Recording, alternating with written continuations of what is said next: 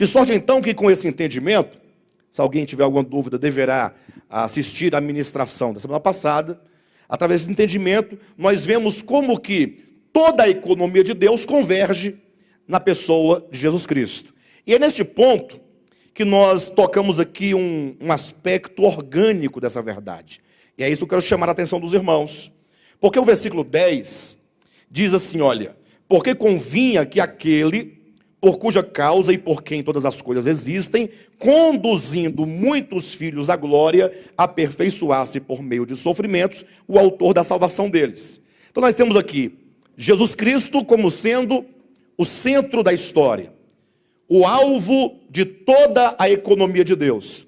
E em seguida nós temos agora o que a Bíblia chama os muitos filhos sendo conduzidos à glória. É o que nós chamamos em termos gerais de salvação, a salvação do homem.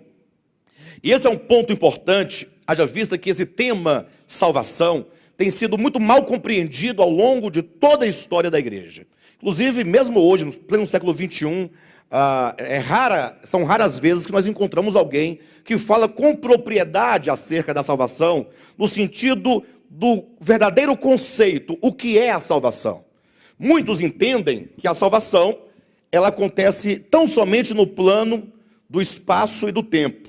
Ou seja, uma visão de que no futuro, uma visão escatológica, em algum momento da história, Deus virá, na pessoa do seu Filho, para livrar os bons, levando-os para o céu, ou para um paraíso, e lançando os maus no lago de fogo.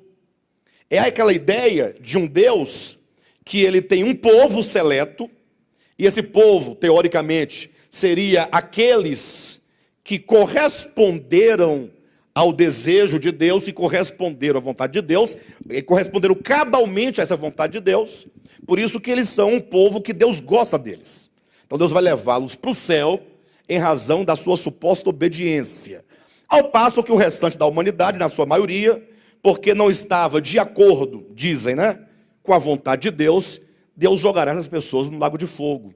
E então deixa de compreender que quando a Bíblia fala sobre a morte eterna, e esse é um tema bíblico, ninguém pode negar isso, quando fala sobre o lago de fogo, que é a segunda morte, está em Apocalipse capítulo 20, vê-se claramente que a Bíblia diz que o lago de fogo ele foi feito para o diabo e seus anjos. Ou seja, o Deus que é onisciente e é também aquele que podemos colocar, que tem toda a autoridade e poder para decidir tudo como ele deseja, que é a sua soberania, quando Deus pensa a figura do lago de fogo, ele o faz para o diabo e seus anjos, o que pressupõe que a salvação para o homem e para a humanidade está proposta.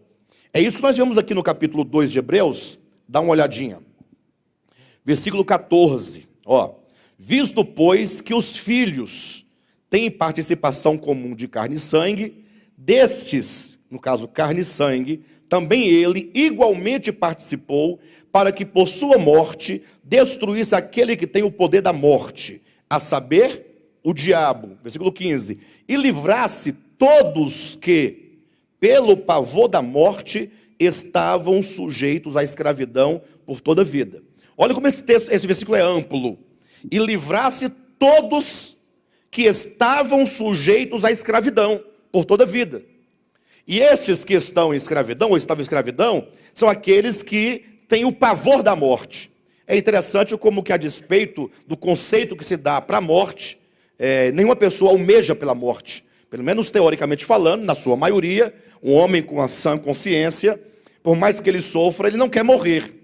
Então nós vemos aqui como que há uma proposta de salvação. E o versículo então 16 diz, pois ele evidentemente não socorre anjos, mas socorre a descendência de Abraão. Então veja como que quando ele diz, não socorre a anjos, porém socorre a descendência de Abraão, é claro que a salvação está proposta para o homem e não para os anjos. Não percebe essa questão?